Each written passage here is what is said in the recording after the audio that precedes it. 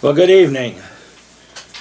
Welcome to Grover Hill Zion United Methodist Church Thursday evening devotions from the kitchen table, where we've been talking now for many weeks now about some of the great hymns of the church and the story behind those hymns and why they were written and perhaps why they're meaningful to us today and why they still survive after centuries, some of them, after being written. The hymn, the story we're looking at tonight, is a hymn, but it's not really a hymn. It's not really a song that we use in church, or not very much if we use it at all. But it's a very popular traditional song that's popular around the world, for that matter. You know, it's sung, in fact, it's sung almost every New Year's Eve party, wherever you may be. After the ball has dropped and everyone's feeling very merry, and the revelers cue up the same old song that they've been queuing up for decades now, for many, many years. You know that song. I'm sure you do. You may not know all the words, but you know the melody. It makes you cry, even though you don't understand and you don't even know the words. Sometimes it makes you tear up. A handful of options pop up when you search for the meaning of the song. And the song, by the way, if you haven't guessed by now, it's called Auld Syne. It's spelled Auldlang,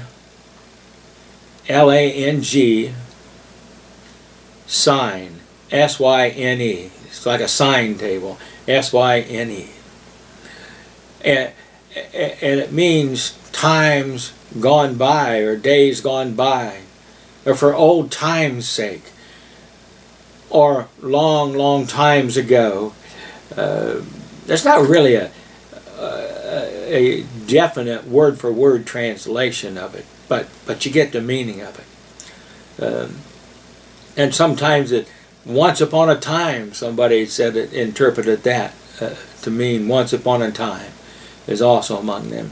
The most common consensus of the translation is something like "for old time's sake," which is about as direct as an interpretation as you can get, they tell me, as a word-for-word translation. Old long since is what the word-for-word translation would be. The line about Auld Lang Syne is essentially for the sake of old times. Now, for the record, it never says the nonsensical "for the sake of Auld Lang Syne." Song never says that, or the poem never says that. But the words themselves, there's even less agreement about the words themselves, about exactly how the tune came to be a New Year's Eve tradition. The song originated as a poem, but it probably wasn't written by Robert Burns, as most people commonly believe. At least not in its entirety. The poet was simply the first person to write down the old Scottish folk song, and it bears more than a passing resemblance to Auld Lang Syne. A ballad that was printed by James Watson in 1711. Burns himself said, "I took it down, I wrote it down from an old man." And whether it was transcribed or co-authored, it's safe to say that Auld Lang Syne we know today is some combination of an old poem and Burns's input. In any case, Burns sent a copy of the poem to a friend in 1788 and wrote, "There's more of the fire of native genius in it than a half a dozen of the modern English tunes." Later he contributed to Scott's musical museum. 5 years later, Burns wrote to James Johnson, who was assembling a book of old Scottish songs. The following song, an old song of the olden times, and which has never been in print, nor even in manuscript, until I took it down from the old man, Burns wrote. It's unclear whether Johnson linked Burns to the song in his credits, but by the time the book was published in 1796, the poet was dead. He'd never known those words would eventually help secure his own cultural immortality. Now, the words aren't the only element that evolved over the years.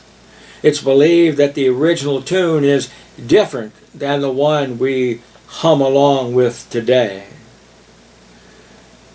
Originally, the song had a more traditional folk song. Well, you may ask, well, how did a Scottish folk song with a murky province and nothing at all to do with New Year's Eve become associated with the holiday? Well, it's largely thanks to the band leader Guy Lombardo. Remember when I was a kid, Mom used to watch him on television. You know, he was a big deal back when I was growing up, and for many, many years before that. Guy Lombardo and his band played Auld Lang Syne as a traditional music was performed at New York City's Roosevelt Hotel during a New Year's Eve broadcast. It was played just after midnight, heard over radio and television airwaves, inadvertently spawning a global tradition.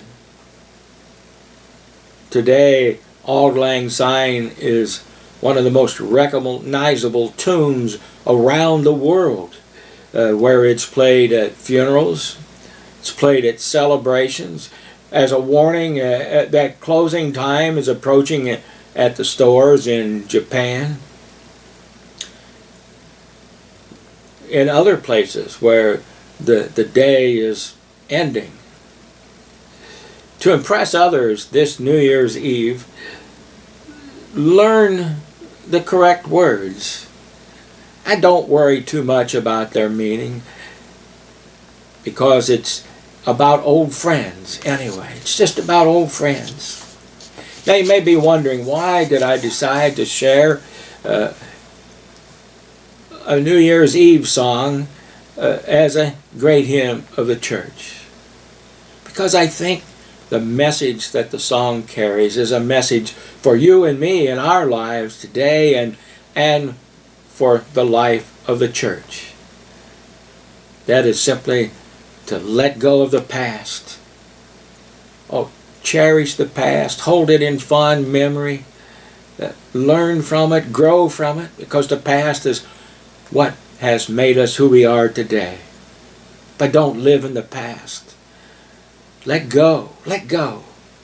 Let me just share with you very briefly 3 verses of scriptures that talk about letting go. Isaiah chapter 43, verses 18 and 19. Forget the former things. Do not dwell on the past. And God said, see, I am doing a new thing. Now it springs up. Do you not perceive it? I am making a way in the wilderness and streams in the wasteland. I'm making everything new. And number 2 is from Colossians chapter 3, verses 2 and 3. Set your mind on things above and not on earthly things. For you died, and your old life is now hidden with Christ in God. Your old life is gone. It's been erased.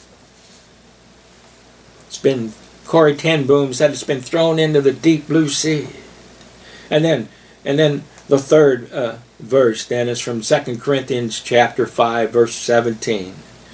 Therefore, if any person is in Christ, he is a new creation.